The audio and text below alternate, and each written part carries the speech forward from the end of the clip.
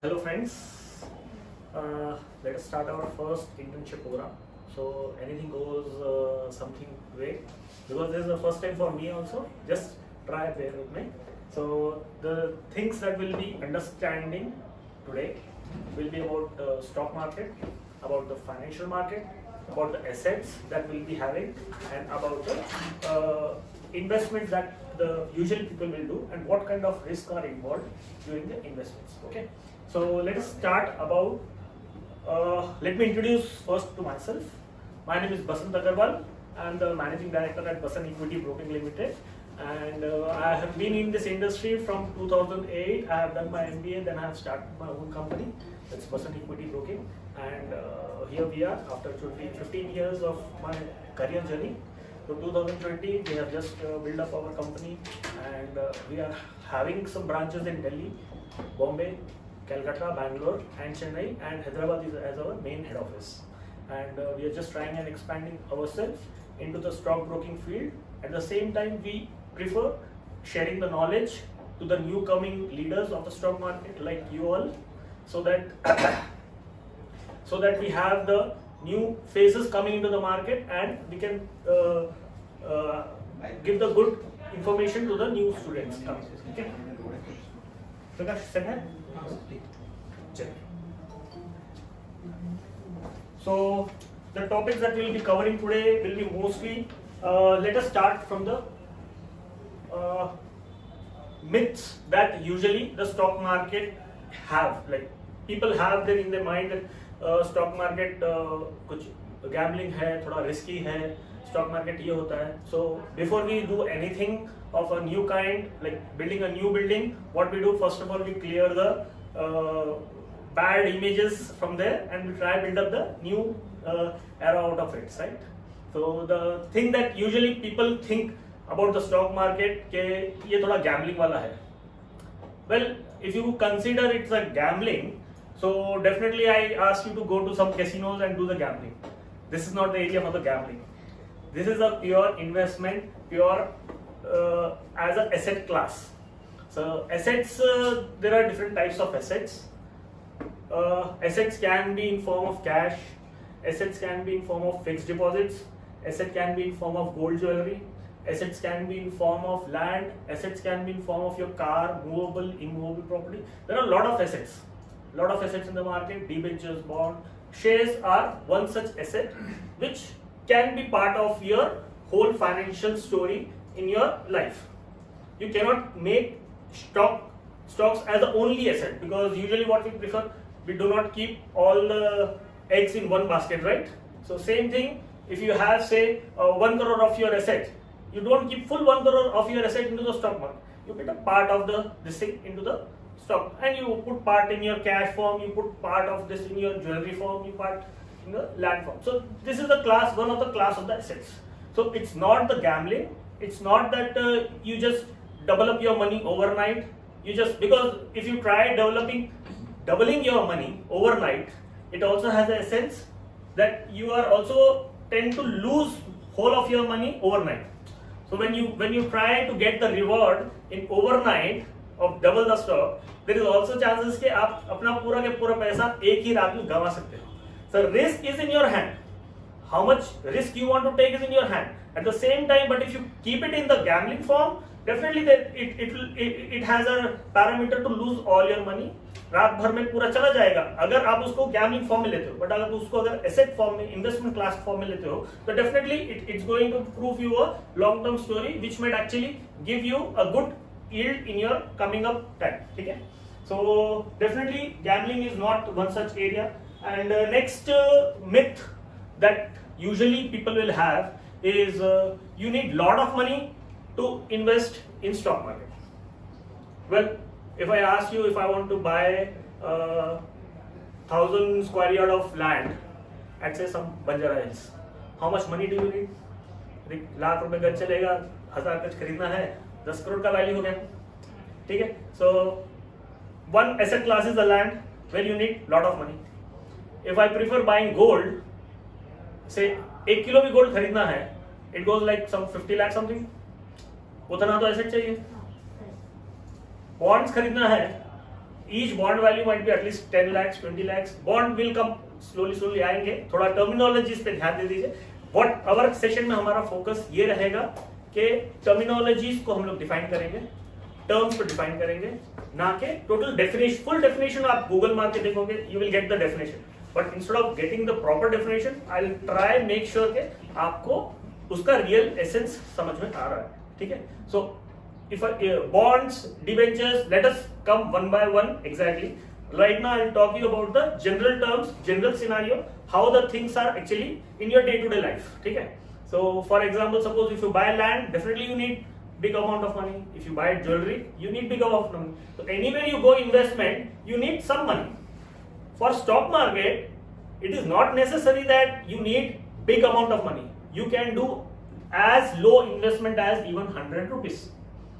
I think this is the most flexible investment class or asset class that you can find in the whole financial industry as a stocks. Because even 100 rupees stock, you can buy one share.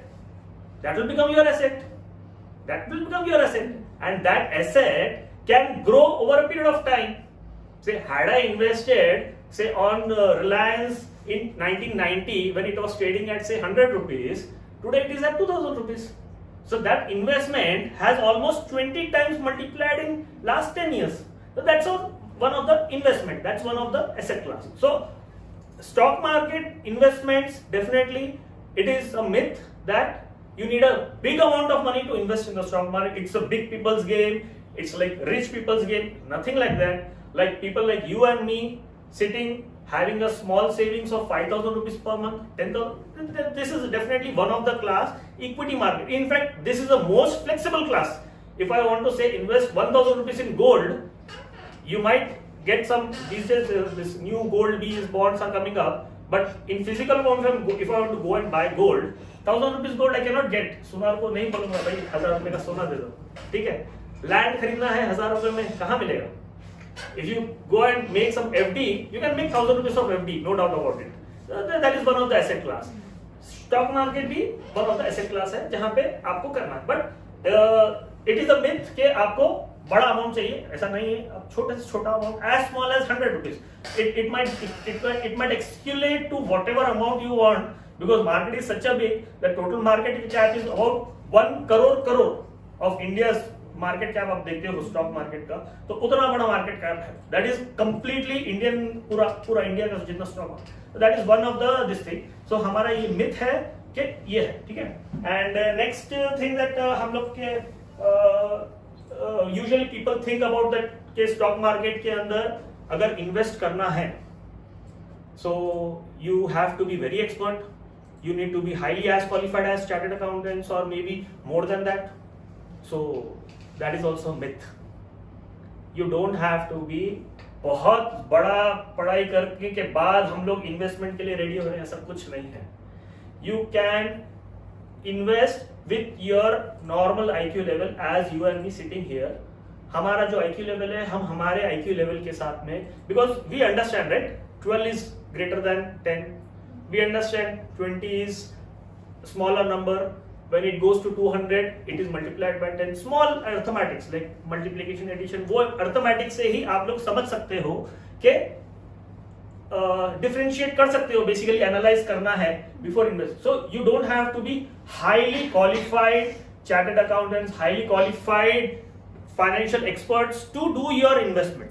Definitely, if you are going for like say 1,000 crores of investment or 500 crores of investment and you want to put such a big asset amount in your stock market, definitely I recommend you कि भाई आप definitely जाके कोई expert से advice लीजिए who can actually guide you, who has the in-depth knowledge. As far as your and my investments are concerned, maybe if you are planning to invest say 1 lakh rupees or 2 lakhs rupees investment, you don't have to be highly qualified. Well, I think Warren Buffett, our market guru, like Warren Buffett, you might have already heard. Warren Buffett, he's like one of the real-time big investor. He's at the age of 85 right now, and he's the richest person in the world right now. He has made all his money through the stock market, and he started investing in stock market at the age of 12. And his statement was like, "I have entered very late in the stock market." So definitely you and me, I think we are still crossing 20-21 of age, so I am definitely double your age. But anyways, the point is कि आपको investment करने के लिए ऐसा कुछ नहीं है कि आपको बहुत ही क्वालिफाइड होना है या बहुत ज्यादा आपको समझिए नॉलेज की जरूरत पड़ती है. With our basic terminology, basic essence of information, we have sufficient tools to do the investments, right? So that is one of the myths that usually people think stock market के बारे में. And next is usually risk के बारे में already I have told you, like when it comes to high risk, it equally means के high returns आता है. But at the same time I will ask you, say suppose you might, like usually people have that tendency of thinking के markets में पैसा lose हो जाएगा, चला जाएगा, risky है बहुत. I'll ask you one thing, say suppose you walk on a mountain, you are doing some trekking or something, you put a blindfold on your head, blindfold, ठीक है, पर काली पट्टी बंद ली आंखों में, and आप पहाड़ चढ़ रहे हो, is a risk? Is a risk, right? So if suppose you remove your blindfold and you do the road cross, you do a road cross without blindfold, there is a risk, there is little risk. But if you put a blindfold and you do the road cross, there is a risk, very high risk, right? So that exactly वही parameter stock market में भी applicable होता है. अगर suppose करिए, अगर आप invest करने के पहले you are doing basic of your study, आप अपना समझ रहे हो जो लोग कंपनी में मैं पैसा लगा रहा हूं, that company has some kind of valuation, some kind of growth आप देख रहे हो, you can see, because all the companies usually जो होता है stock market, they are listed company, so they have to be in the public domain. 99% of the information has to be available on public domain.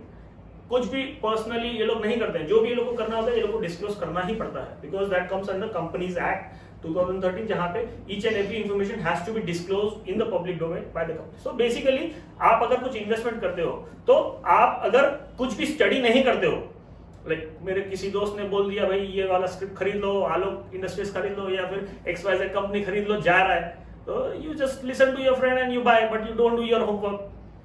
Definitely that's a blindfold. You are buying the stock without reading the analysis, without seeing what is the return, what was company doing. वो company बनाती क्या है आपको वो भी नहीं मालूम, उसका प्रॉफिट कितना आया लास्ट ईयर में ये भी नहीं मालूम. So then you directly you go and invest, you give your say savings of hard earned money savings, आपने वो particular stock में खरीदने डाल दिया है. That is definitely what you are doing. You are putting a blindfold, you are trying to climb the mountain. So what I say is कि आपको अगर सच में पैसा इन्वेस्ट करना है तो better do some study, because even today if suppose I want to take a flight, what I do, I'll go and check make my trip में क्या प्राइस मिल रहा है, 4,500. I'll go clear trip में कितना है, 3,800. I'll go and buy 3,800. When I am trying to take some investment, मैं वहां पे 2-3 ऐप में जाके स्टडी करता हूँ. When I am saving my 1 lakh rupees, 2 lakhs rupees of investment, I have to do some study, right? So without doing some study, if you go and directly invest money in some XYZ stock recommended by some person which you don't know, or even if you know, you don't know what was the story behind it, and definitely उसके अंदर तो problem आएगा. So it's kind of that kind of thing. So आपको अगर कोई investment कोई बोलता है, एडवाइस देता है, एडवाइस लीजिए, but after taking advice you do your own research. कैसे करना है रिसर्च, रिसर्च के अंदर क्या क्या पार्ट है, that is what we are going to learn in our total 8 sessions. ठीक है. सो डेफिनेटली रिस्क है एट फार एज अगर आप उसको ब्लाइंडफोल्ड करके चलते हो तो. भाई आपके घर पे अगर कोई आता है बंदा, सडनली बोलता है कि मेरे को पैसे दे दो, मैं आपको है ना 15% 20% रिटर्न दूंगा. You don't know this person. Will you give him money? You will not give him money, right? Same way, you don't know the stock. You don't know what company is going to do that. You don't know his returns. Suddenly someone comes and says, you invest in this money, it's going to go up. You will invest. So you have to make sure that you are doing your own research before investing. So वो research जरूरी है. अब research करना कैसा है वो हम लोग को समझिए पार्ट एंड पार्सल है, जो समझिए still we have to learn in the process of our investment cycle. So investment cycle may be 40 years, maybe 10 years, maybe 20 years, maybe 5 years. हम तो अभी भी सीख ही रहे हैं कैसे इन्वेस्टमेंट करना है, कैसे नए नए चीजों को सीखना है. So it's a continuous process. As a start definitely you have to understand the key knowledges, key word समझना पड़ेगा कि भाई एग्जैक्टली ये वर्ड क्या है। भाई अगर कोई बोलता है टॉप लाइन, कोई बोलता है भाई ये टर्नओवर बढ़ गया, तो you have to understand basically कि ये कीवर्ड्स का डेफिनेशन क्या है। नंबर्स तो चेंज होते रहेंगे, company to company, vary to vary, numbers change होते रहेंगे, but you have to understand the keywords exactly कि नंबर्स। तो हम लोग को अभी ना हम लोग सिर्फ we are going to focus more on the definitions part हमारे पूरे सेशंस के अंदर, so that we understand the essence. भाई एग्जैक्टली ये जो when we turn on the channels like CNBC or Z Business, some channels आप देखोगे a lot of people will be experts advice दे रहे हैं, some panelist is there, he's saying something, we are trying to understand but he is using such a high terminology that it goes completely bounce हो जा रहा, कुछ समझ नहीं आ रहा वो क्या बोल रहा, बोरिंग लग रहा है। तो यूजुअली हम लोग वो बोरिंग लगता है जब हमको समझ नहीं आता। I was almost like 4 hours CNBC or Z Business every day. मेरे को इंटरेस्टिंग लगता है because I understand every term. So you might also find interesting once you understand the terminologies. So in fact that's where you get the knowledge on the regular basis. So our myth was that जो risk की product है, risk है अगर आप उसको blind fold करके चल रहे हो। तो अगर आप अपनी रिसर्च कर रहे हो, आप अपना खुद का स्टडी कर रहे हो, तो डेफिनेटली रिस्क का रेशियो प्रोपोर्शनेटली कम हो जाएगा उसमें। ठीक है, रिस्क तो रहेगा, रिस्क तो रहेगा। भाई मैंने तो यस बैंक में एफडी बनाया, कैश डिपॉजिट किया, यस बैंक का कुछ प्रॉब्लम चल रहा था, देयर वाज अ रिस्क। हम बहुत बार बैंक्स में बनाते हैं, एफडीज बनाते हैं, थोड़ा रिस्क होता है, कहीं ना कहीं बैंक्स का प्रॉब्लम आता है। कुछ भी हम लोग लैंड खरीदते हैं, किसी ने लिटिगेशन डाल दिया, रिस्क होता है। गोल्ड खरीदा, भाई कुछ मेकिंग चार्जेस में कुछ डाइल्यूट हो गया गोल्ड, रिस्क होता है। सो रिस्क तो कहीं ना कहीं होता है, प्रोपोर्शनेटली हमको डिसाइड करना पड़ता है कि कहां पे कितना रिस्क है। ठीक है, so now let us consider assets देखते हैं। So all I understand is कि I think as a students and as most of the young लोग हैं आप लोग, तो आप लोग समझते हो वर्ड एसेट। एसेट समझते हैं? एसेट मतलब मैंने कार खरीद लिया, car is my asset. Mobile खरीद लिया, इज माई एसेट। तो मूवेबल एसेट है, इमूवेबल एसेट है। Immovable assets are like land हो गया। ठीक है, नाउ एसेट्स के अंदर भी क्लास होगा, एक फाइनेंशियल क्लास एसेट्स हो गया, एक फिजिकल एसेट्स हो गया। Physical assets in the sense है, सपोज करिए मैंने कुछ चेयर खरीद लिया, दैट्स अ फिजिकल एसेट। ठीक है, the problem with the chair, mobile और मैं TV खरीदूंगा, they are considered as assets, but the problem with them is वो लोग depreciate होते हैं। Any time that you purchase one mobile phone, मेरे life में मैंने आज तक मोबाइल फोन का रेट बढ़ते हुए नहीं देखा।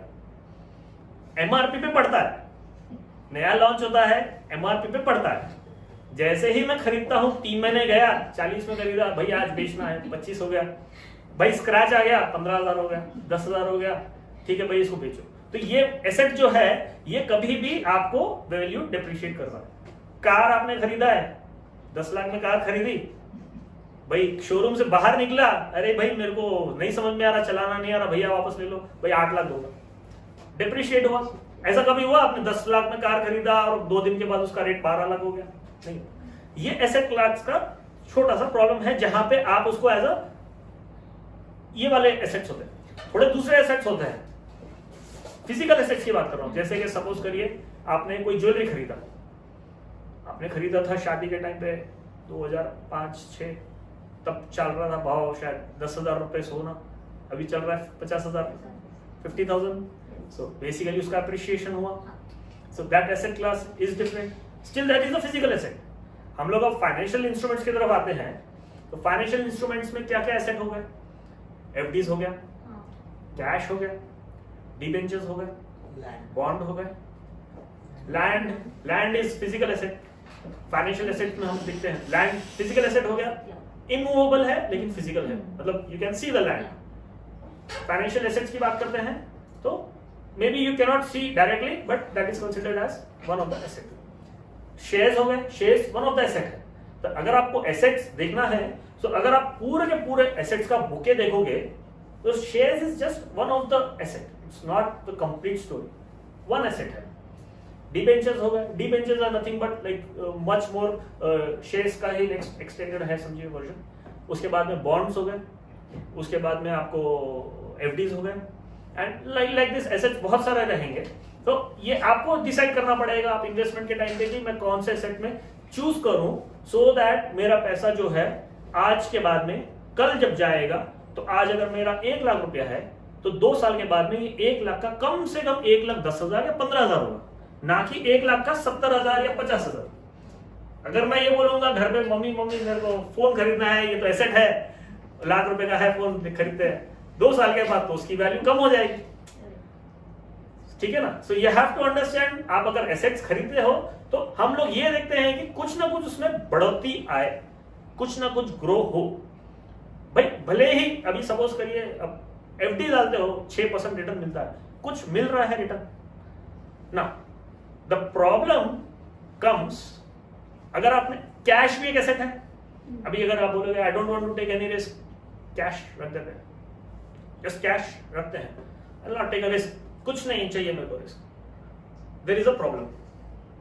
क्या प्रॉब्लम हो सकता है बोलिए? कैश रखने से क्या प्रॉब्लम हो सकता है? IT problem. IT? No, we are talking legally.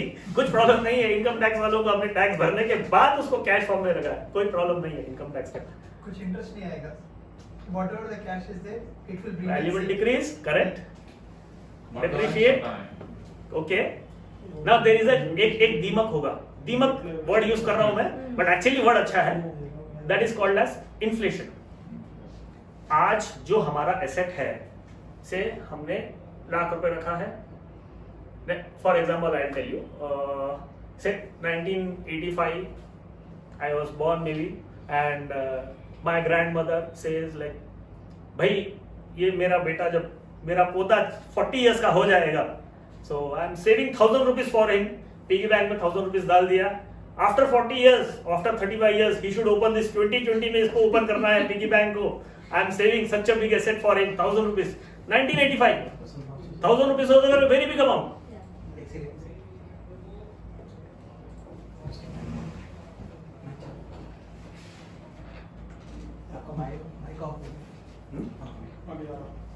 Mic off अभी आओ।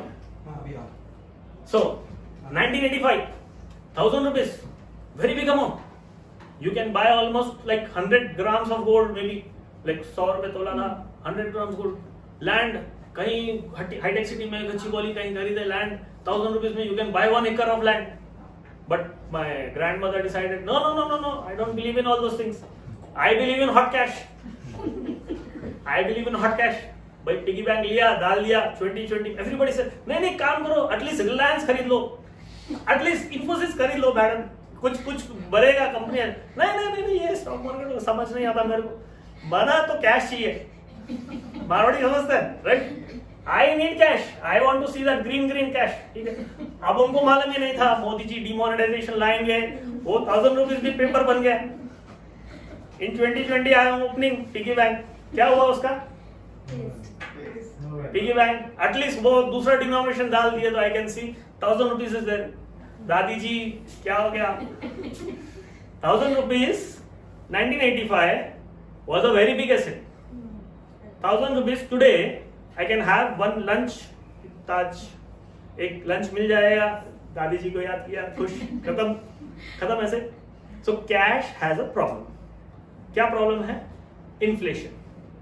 इन्फ्लेशन समझिए कैश के लिए दीमक का काम करेगा। दीमक वर्ड यूज कर रहा हूं मैं, but actually inflation is good, it is not that bad, inflation good है, but as long as inflation, आपको समझ लीजिए अगर आप उसको कैश फॉर्म में रखते हो, 1,000 rupees in 1985, inflation is 10%, it became whatever the value was there. Inflation का हिंदी वर्ड क्या है?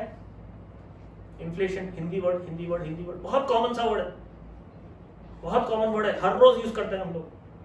सब्जी खरीदते हैं, महंगाई, एग्जैक्टली, हम लोग रोज यूज करते हैं। सब्जी खरीदने जा रहे हैं, महंगा हो गया, प्याज महंगा हो गया, ये महंगा हो गया, ठीक है। तो it is just a simple word, but it is slow दिमाग है, वो स्लो दिमाग है जो आपके समझिए एसेट्स को, कैश एसेट को वो खाएगा। हमारा एज अ हम लोग इन्वेस्टमेंट एडवाइजर बन रहे हैं या फाइनेंशियल एडवाइजर बन रहे हैं, हमारा काम क्या है? To beat the inflation. Inflation का रेट क्या है? 10% है, 5% है, 8% है। हमको हमारा काम क्या है? हमको अगर मेरा 1 लाख रुपया अगर मेरे को 1 साल के बाद में स्टिल मेरे को 1 लाख रुपए चाहिए, I have to make sure कि इन्फ्लेशन अगर 10% है तो 1 लाख का 1,10,000 रुपए अगर जो मैं 1 लाख में खरीदूंगा उसका वैल्यू 1,10,000 होगा। सो इन्फ्लेशन 1 साल के बाद मेरे को एटलीस्ट 10% मेरे को कमाना है, so that I am still standing on the same number. मैं अगर 1 लाख का 10% रिटर्न लगाता हूं 1 साल के बाद, 1,10,000 होता है मेरा, एंड इन्फ्लेशन का नंबर भी 10% है। Please understand you are on the same number. आप 1,10,000 आपको नंबर दिख रहा होगा, बट आप अगर value for money, purchasing power आप देखोगे, जो परचेजिंग पावर आपका था 1 साल पहले, आज 1 साल के बाद आपका परचेजिंग पावर वो 1 लाख का 1,10,000 हो गया। So you have to spend 1,10,000 to buy exactly what you had to spend 1 lakh rupees 1 year back. So that is what the inflation is all about. That is what the purchasing power is all about. That is what हम लोग को purchasing power हमारा कम हो जाएगा अगर हम cash form में रख रहे हैं। तो हम जब इन्वेस्टमेंट करते हैं, कोई भी इन्वेस्टमेंट कर लीजिए, लैंड ले लीजिए, एसेट ले लीजिए, कोई भी इन्वेस्टमेंट ले लीजिए, you have to make sure कि एटलीस्ट मेरे को इन्फ्लेशन से तो बढ़कर मिल रहा है। तो अनदर फैक्टर टू इन्फ्लेशन का जो उसका ऑपोजिट वाला भाई है, कौन है? इंटरेस्ट। इंटरेस्ट। सो अगर आप इन्फ्लेशन अगर एक तरफ है, इंटरेस्ट रेट दूसरी तरफ है। इंटरेस्ट रेट मालूम है? ब्याज, इंटरेस्ट। अपने पास कौन डिसाइड करता है inflation? Interest rate usually RBI. पूरा कंट्रोल आरबीआई। आपने सुना होगा आरबीआई पॉलिसी या आरबीआई। आपने सुना होगा कुछ पॉलिसीज आती है, मॉनेटरी पॉलिसी आ रही है, कुछ नया रेपो रेट चल रहा है, सीआरआर रेट चल रहा है। तो वो सब रेट जब चलते हैं तो यू अंडरस्टैंड कि मार्केट के अंदर इंटरेस्ट रेट जो डिसाइड करता है वो करता है। तो जब इंटरेस्ट रेट डिसाइड करने का पावर आरबीआई के पास है, on what basis interest rate decide होता है? इन्फ्लेशन के बेसिस पे। आरबीआई करता क्या है? इन रियल मार्केट इन्फ्लेशन देखता है, इन्फ्लेशन अगर बढ़ रहा है तो वो इंटरेस्ट रेट को थोड़ा कम करेगा। तो देयर इज अ कोरिलेशन। ठीक है, अगर उसको इन्फ्लेशन को कंट्रोल करना है तो वो क्या करेगा? इंटरेस्ट रेट को कंट्रोल करेगा। So he has a tool, RBI has a tool to control the inflation rate against the interest rate. तो बेसिकली अगर आप ये बोलते हैं कि भाई आज का इंटरेस्ट रेट 5% है, तो आप ये एक्सपेक्ट कर सकते हो इन्फ्लेशन जो है ऑलमोस्ट 5 से 6% के आसपास रहेगा, सो दैट इंटरेस्ट रेट यहाँ पे रहेगा। अगर इन्फ्लेशन 15% हो गया और तो अपना जो है इंटरेस्ट रेट क्या होगा? तो डेफिनेटली उसको कंट्रोल करना पड़ेगा। अगर सपोज करिए इन्फ्लेशन के अंदर एक और एक प्रॉब्लम, अगर इन्फ्लेशन अच्छा है, किस तरह से अच्छा है? अगर सपोज करिए इन्फ्लेशन रेट चला जाता है 20%, अपनी हालत क्या हो जाएगी इंडिया की? वेनेजुएला का सुना आपने? लॉकडाउन में क्या हुआ? भाई सूटकेस लेके जा रहा है, 5 लाख रुपए का सूटकेस लेके जा रहे हैं कॉफी पीने के लिए। इतना वैल्यू डिप्रिशिएट हो गया, वेनेजुएला ऑलमोस्ट बैंकरप्सी स्टेज पे आ गया। Venezuela south America country. Zimbabwe आपने सुना है? 2 साल पहले जिम्बाब्वे का स्टोरी था, भाई 2 लाख का सूटकेस लेके जा रहे हैं, एक ब्रेड खरीद के ला रहे हैं। That kind of story happened. अभी वेनेजुएला में चल रहा है 2 महीने पहले से। इतना ज्यादा इन्फ्लेशन बढ़ गया है, 20% से इन्फ्लेशन बढ़ रहा है, इतना ज्यादा बढ़ गया है कि अब वो लोग को 5, वहां का डोमिनोश, अपना वाला करेंसी नहीं, वहां का करेंसी वो लोग को 5-5 लाख रुपए लेके जाना पड़ रहा है बेसिक एमिनिटीज लाइक दूध, ब्रेड, ये सब खरीदने के लिए उतना पैसा खर्च करना पड़ रहा है। And they are still fighting for that this because they were unable to control inflation. At the same time if inflation is not there, 0 पे आ गया, क्या प्रॉब्लम आएगा? इन्फ्लेशन का negativity, deflation. Deflation is much more dangerous. अगर आप inflation से देखोगे तो deflation is much more dangerous. Like country like say Japan is there, though it is considered as developed country, वहां पे लेकिन डिफ्लेशन है। जो चीज आज लाख रुपए की है दैट बिकेम 99 आफ्टर 1 ईयर। भाई वहां पे ग्रो नहीं होने की डिफ्लेशन हो रहा है, तो वो भी dangerous. So we have what usually regulators, government authorities, what they do, they try to control inflation with the help of tools like development policies, what that is all completely बहुत बड़ा chapter है जो आपको economics में या फिर आगे आगे आपके फर्दर स्टडीज में आपको कवर होगा वो टॉपिक. द पॉइंट इज के इन्फ्लेशन